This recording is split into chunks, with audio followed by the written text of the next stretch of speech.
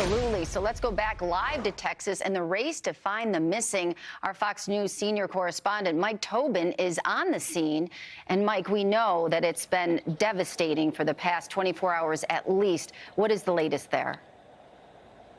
Well, the latest, one thing I can tell you is you can see all the destruction behind me, and the good news about the fact that you can see the destruction is that means the floodwaters have receded here in the Guadalupe River. But the frantic search is on, trying to find survivors. You know now that 24 people at least have been killed, and sadly, you've got to anticipate that that number is going to rise. You have the 23 girls who were missing from the Mystic summer camp, the Christian all-girls camp, and they are out of contact. And we're hearing now that they are finding some deceased people in that area, and the identification is taking place. So there isn't really any reason to be optimistic about finding some good news coming out of that situation right now. But we've got to wait and see. Homeland Security Secretary Kristi Noem has put the resources of FEMA and the Coast Guard to work.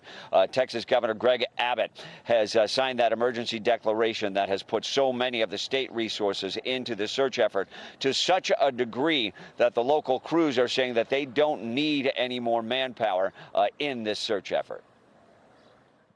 We're going to make sure we get information to families as quickly as we possibly can.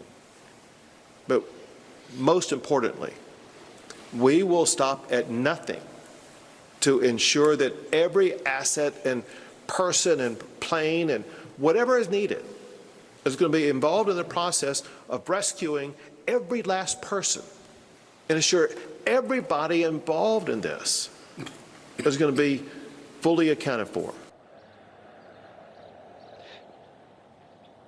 Now, 38 years ago, almost to the day, the flooding here was very, very similar. In that case, there was a church bus that was swept up by the floodwaters, and 10 young boys died. The Judge Rob Kelly, who's the chief elected official in Kirk County, called this area the most dangerous river valley in the United States. Still, Kirk County did not have an early warning system in place. Nothing was activated. People were caught off guard by these floodwaters. Everything from cars to mobile homes was swept up.